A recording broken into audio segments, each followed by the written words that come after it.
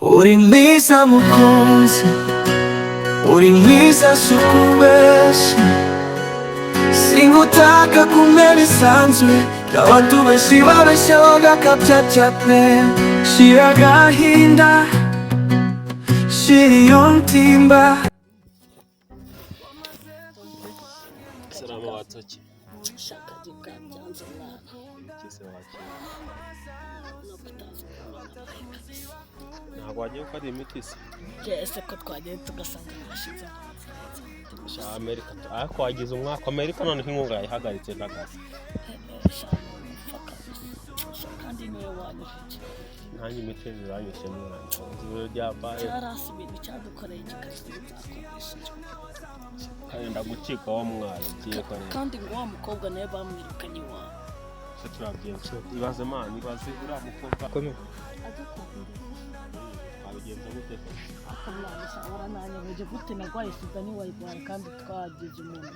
Igihe simuteze ubune ngisho wakire mwana byikorera. Hatari kabisa wa mukobwa baramwirukanye baza twatsindeze. Ibaze we kandi rero nawe yaranirukanye sigaye nibera muri rogi. Nanjye imitezi iranyishe baravuze ati sindogera kurara mu rugo ngo banyirukanye no munsi ndagaza. Ngiye banciye mu muryango hashize iminsi 3. Nanjye menya ari wowe mu ndagaza munsi zo ndataha. Nawe uzote muri rogi. Rero igise turajyana yamenye sha. Noneho n'imiti ya igiye guhenda uzayikura ese kuzayikura. Kandi niwe wanyoheje ngo tujye kureba indaya tukurashe. Niwe waje kwabyango wabonye cyane gifite nyashise. Ko nakubwiye ko namenye gifite nyashise mesha nigeze mvuga ko nabonye icyo ngiye kureba. Rero mwana wese turabigenda gukoma.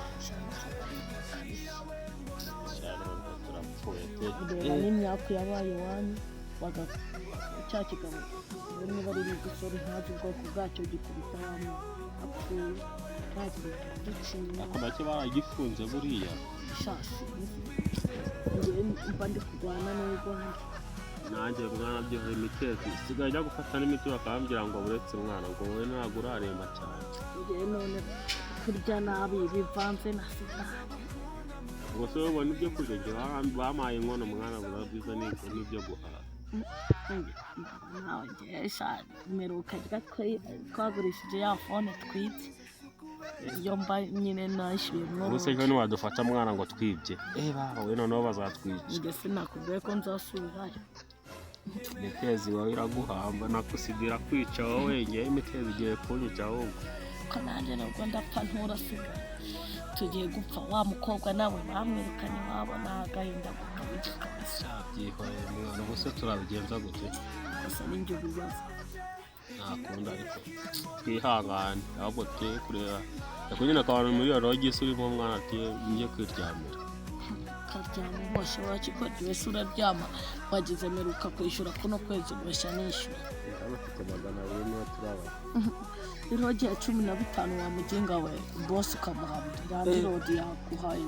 Ubwo rero wigize wadangiye gukodesha rogi nk'iyo ngiyo. Ko nabuze uzi kuranga kene go. Mwana nabuze yamaki. Cyasi iyo ujya gukodesha umusarane ukaba wogira. Umusarane se. Se ubuse tibiri bazikuraho twibye. Shaka sandika kubyicuza. Cyakoze umuntu wese utarayishora mwayira bivanze ndamusabira kutazabijyamo twese. Abana tige twagira inama bere kujya mu bintu by'ubusamba niba byihana ubuse nari bozaje bagiye mwana ngenda yibagiye ahubwo kanangira no munsi mba byati ibintu by'ubusabanye mu byihorere kuko ibintu bitubaye ubusi ibintu koko nagenda gusa banza nawe cyumweru kabisa. Omana kandi niwe wavuze ngo wabonye cyane gifite yashimana. Se mu rugo noneho barabigenza gutera. Ese ndabona